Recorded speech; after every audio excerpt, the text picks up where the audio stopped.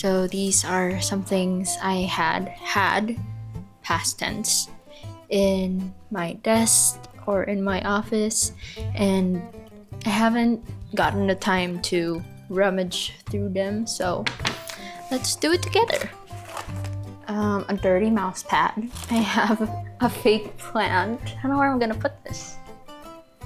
It'll be here for now. All the dry flowers. I have a heat pad, so whenever I'm on my period, I wouldn't have to go stand up a lot. This is a calendar. I don't know if I can show this to you. I don't want to show you the brand, but it is a calendar I made and I designed. I have my pens and pencils. I got files and an ID. I will be using them now as scratch paper. More files. I keep some of them just to make sure that I'm not throwing away anything important. This is my sketch notebook. And I sketch everything I wanna design. Look at this doodle. This is a planner that I never really got to use, but I did use it for like scratch. Notepads that I got for Christmas, pens, highlighters, and this one that I really want to show you. These are paper stars that I used to do when I would get bored. But I think you could tell by these that I was just not happy. This is a promise to myself that this time next year I will not be working here in this place anymore. Although I am grateful for this place, I just don't see myself growing. I don't see myself climbing up the systemic ladder in this place. I think my goals are just different. So to provide you some context, I was in a corporate job for 2.5 years, 8 hours a day, 6 days a week, which turned into 9.5 hours a day, 5 days a week. And then one day, I realized I've hit a dead end. I said there's no more roads for me here anymore from here on out. And I tried to look for one. I really did. And I told myself, you know what, maybe I'm just not looking hard enough. Or that, you know what, it's not so bad being here on the corner of a dead end. You know, it's not so bad. In fact, it's comfortable. You have a stable job with a stable income. You have nice people around you. And you have very light workload. And you compare it with other people's stories of toxic bosses and toxic environments. I always felt like I should just shut up and be grateful for what I have. There are other people who have it worse than me, and there are people who have no jobs at all. I should just settle for what I have, right? And I asked God for signs, and he was like, I've been giving you signs this whole time, girl. I'm just waiting for you to make a move. I don't want to settle.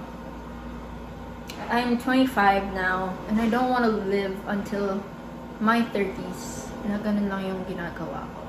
Na I just sit there in my cubicle, waiting for something to happen. Waiting for something exciting to fall down from the sky. So when my 30s come, I've explored some jobs. I've explored things that I wanted to do, and I have been honest with myself that this is the thing that I really enjoy in life. And this is where I stuck with. I don't want to live until my 30s regretting some stuff. And even in life, you know, even when I get into my 80s, I don't want na iniisip ko na there's something that I didn't do and I wish I did it when I was young. It's scary to move on to another chapter of your life. There's so many things you don't know.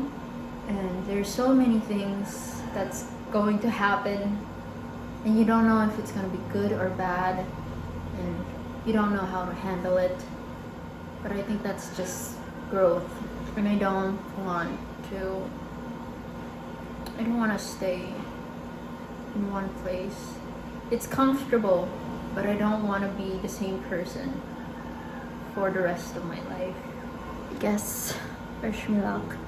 I keep coming back to this one quote that says, "And the day came when the risk to remain tight in a bud was more painful than the risk it took to blossom." So I stopped, I paused, and I realized I could go back to square one and choose another path. And it's scary. Yes, it took some courage for me to keep walking, to put my foot after another. But I had to explore what's out there. I had to grow out of who I am and be who I could potentially be.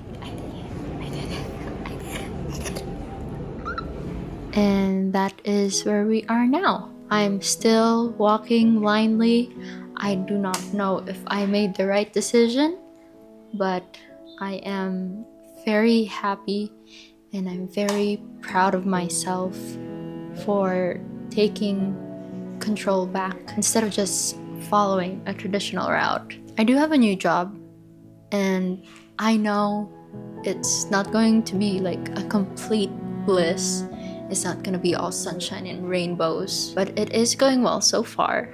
And ultimately, it is a step towards the kind of person I want to be and the kind of person I want to be known for, which is ultimately a creative person. So that's my little life update for you. Yeah, that's where we are now.